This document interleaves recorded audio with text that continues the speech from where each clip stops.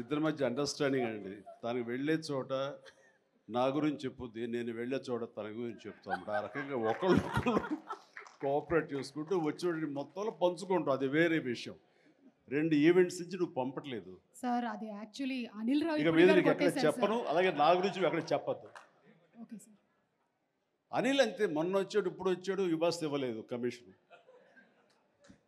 ఇప్పుడు మన ముగ్గురే దొరికాం కదా ఎవరికైనా ఫంక్షన్ పిలవడానికి. అందుకు నీ మీద న్యాయంగా ఉందామా? సార్ నువ్వు మూట తప్పద్దు, సారీ మాట తప్పద్దు. సార్ అసలు తప్పను. రైట్. అంటే మొన్న ఆ ఫంక్షన్కి వెళ్ళాము, మళ్ళీ ఈ ఫంక్షన్కి నేను తప్ప ఎవరు లేరా అని మీకు అనిపించవచ్చు.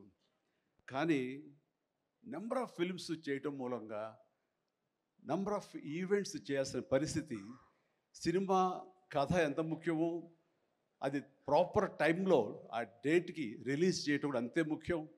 మంచి థియేటర్లో రిలీజ్ చేయటం అంతకంటే ముఖ్యం.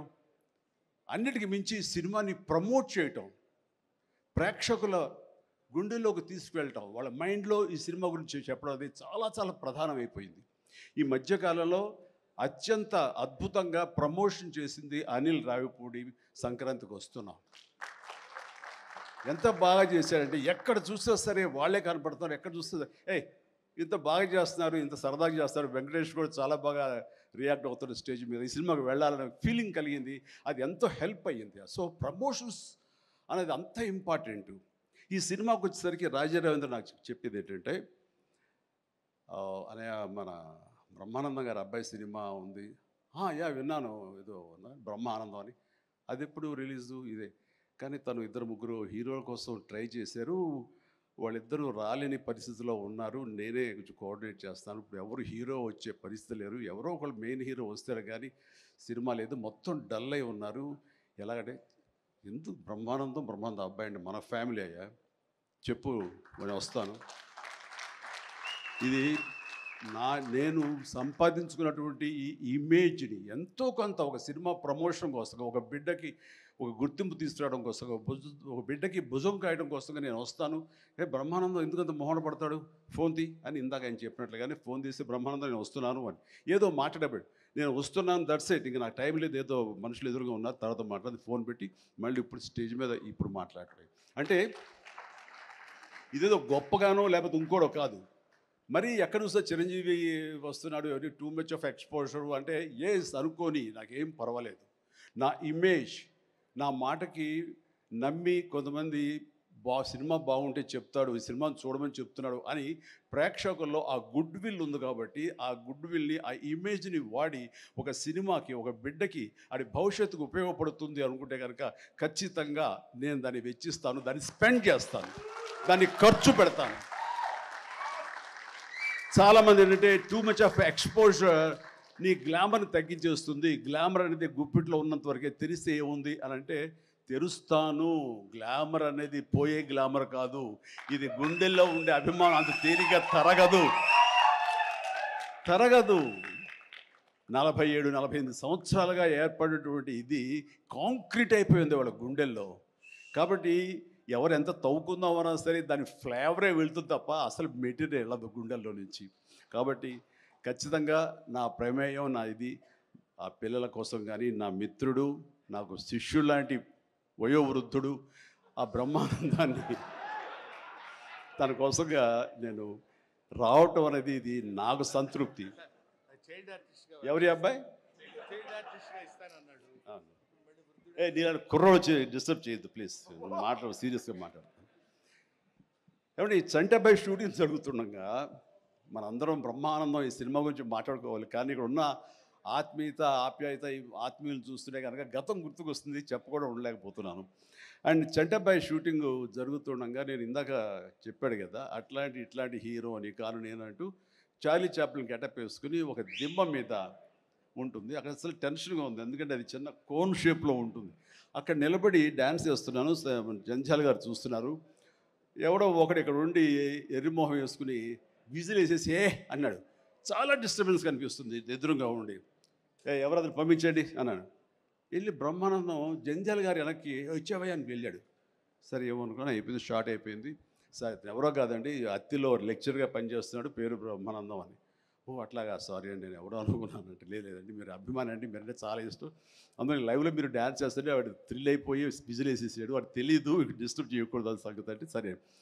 అండ్ మంచి మిమిక్ అండి, బాగా మిమిక్రీ చేస్తాడు అనేసరికి అలా అయితే సాయంత్రం కూర్చోబెట్టుకుందాం అని చెప్పేసి సాయంత్రం మా రూమ్లో కూర్చోబెట్టుకుంటే చాలా రకాల మిమిక్స్ చేశాడు, చాలా రకాలైనటువంటి స్కిట్స్ చేశాడు.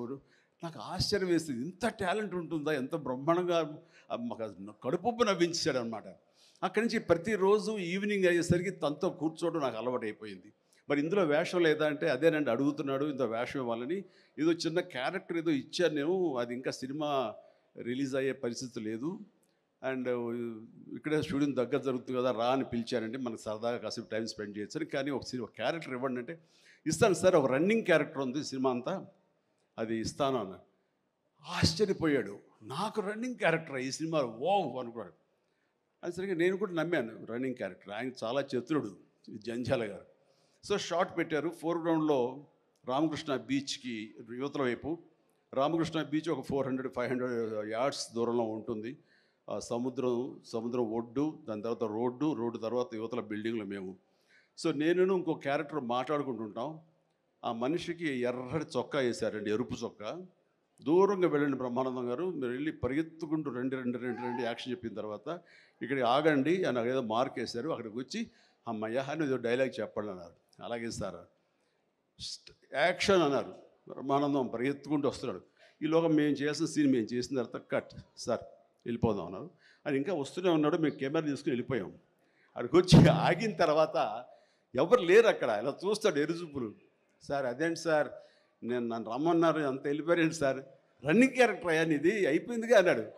రన్నింగ్ క్యారెక్టర్ ఇదే సార్, సినిమా అంతా రన్ ఉంటుందేమో అనుకోండి, అంటే త్రౌట్ క్యారెక్టర్ రన్నింగ్ క్యారెక్టర్ అంటాం, అది అనుకున్నాను సార్ అని ఆ చొక్కా రంగు ఏ వేశారో మొహంలో అదే కనిపించింది, ఆ ఎరుపుదనం. ఆయన బహుశా ఆయన మొహం ఎరుపు చేయడం కోసం తెలియదు, ఆ ఎరుపుదనం కోసం ఎర్ర చొక్క వేశారు. అట్లాగా అది మొదలు అక్కడి నుంచి ప్రతిరోజు అతను ఏడిపించడం, మేము సరదాగా రిక్రియేట్ అవ్వడం, రిక్రియేషన్ అతను మాకు.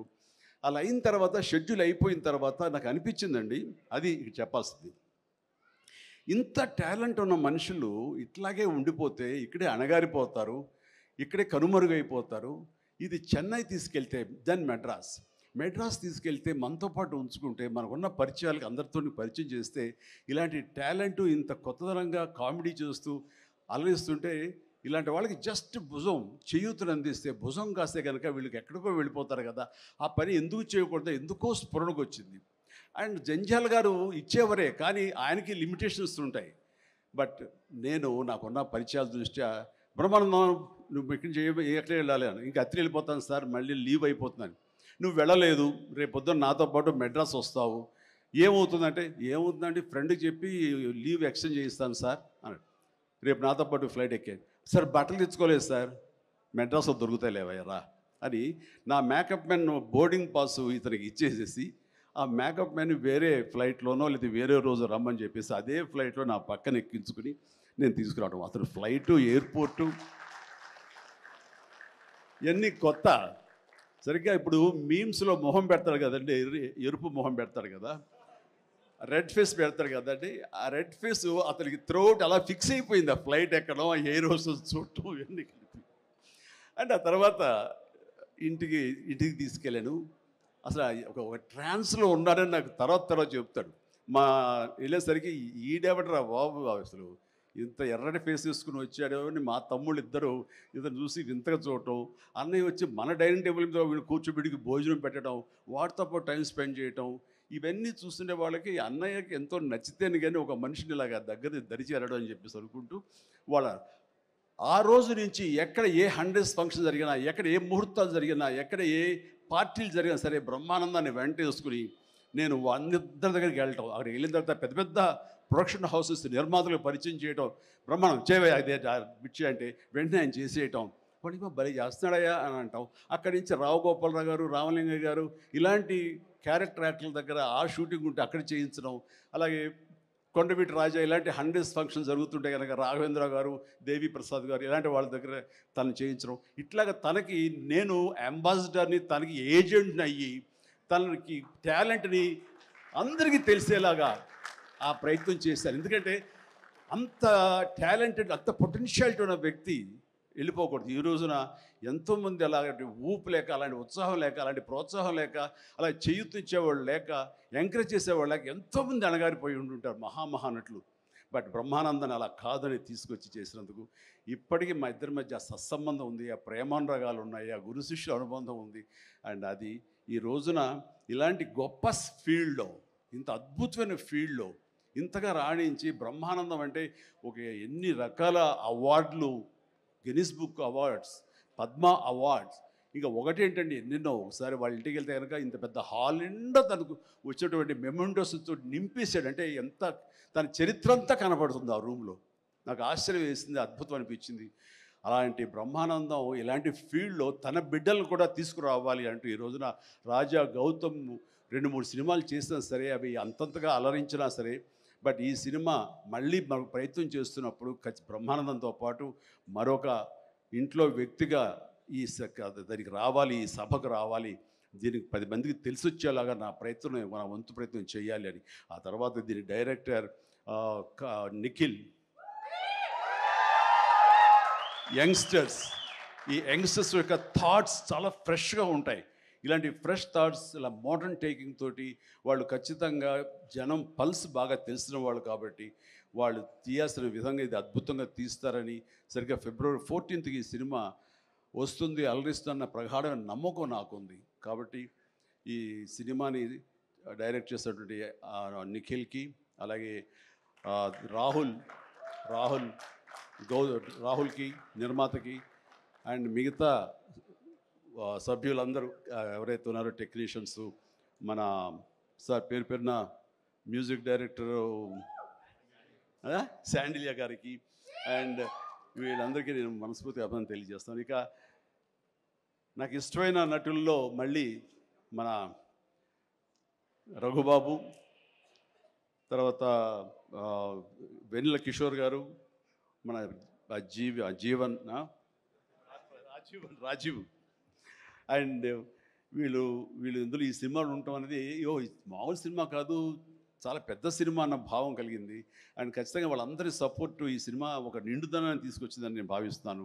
అండ్ ఇంతమంది ఉంటే కనుక ఖచ్చితంగా ఈ సినిమాకి వెళ్ళాలి అనే భావం కూడా ప్రతి ప్రేక్షకుడికి కలుగుతుంది. దానికి అంత సపోర్ట్ చేసి ఆడియన్స్ని థియేటర్కి రాబట్టేంత కెపాసిటీ ఉన్నటువంటి అద్భుతమైన నటులు రాజీవ్ కానీ, మన బ్రహ్మానందం, మన రఘు కానివ్వండి, అలాగే వెన్నెల కిషోర్. సో వీళ్ళందరూ ఉండటం అనేది చూస్తుంటే అత్యద్భుతం. అలాగే ఇంకా అమ్మాయిల పేర్లు మర్చిపోతానని రాసుకున్నాను.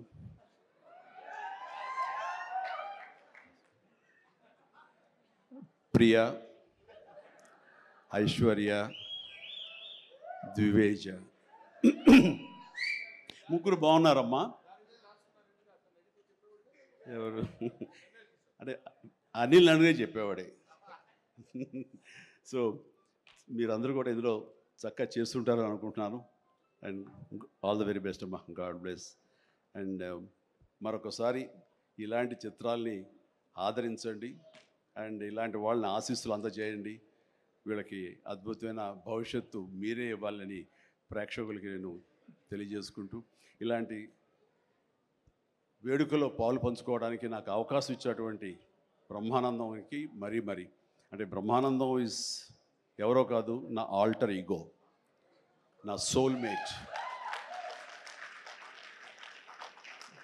బ్రహ్మానందాన్ని విపరీతంగా ప్రేమించిన సందర్భాలు ఉన్నాయి, విపరీతంగా ఏడ్పించిన సందర్భాలు ఉన్నాయి, విపరీతంగా కోపడిన సందర్భాలు ఉన్నాయి.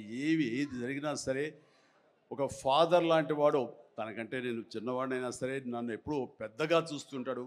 ఆ పెద్దరికంలో అంటే అన్నారు అనేలాగా ఉండేటటువంటి గొప్ప వెల్కమింగ్ నేచర్ నన్ను మనసులో అంతగా పెట్టున్నాడు. కాబట్టి నాకు ఆ స్వతంత్రం ఉంది. ఆ స్వతంత్రం ఈ రోజున ఈ యూనిట్లో ఎవ్వరు నన్ను పిలవకపోయినా, ఆహ్వానించకపోయినా సరే నేనే వస్తానని స్వయంగా నేను ఫోన్ చేసి వచ్చేంత ప్రేమ నాకు కలిగించాడు, కనబరిచాడు. అలాంటి బ్రహ్మానందం, మన ఈ ప్రేమ కలకాలం ఇలాగే కొనసాగాలి. అండ్ ఈ సినిమా ఫిబ్రవరి 4 ప్లీజ్ దయచేసి 14th అత్యద్భుతంగా ఆడుతుంది. నీకు పుత్రోత్సాహం కలుగుతుంది, నువ్వు చక్కగా గర్విస్తావు. నేను ఏ రకంగా అయితే పుత్రోత్సాహాన్ని అనుభవిస్తున్నానో అంతకంతగా నువ్వు అనుభవిస్తావు కోరుకుంటున్నాను. ప్లీజ్.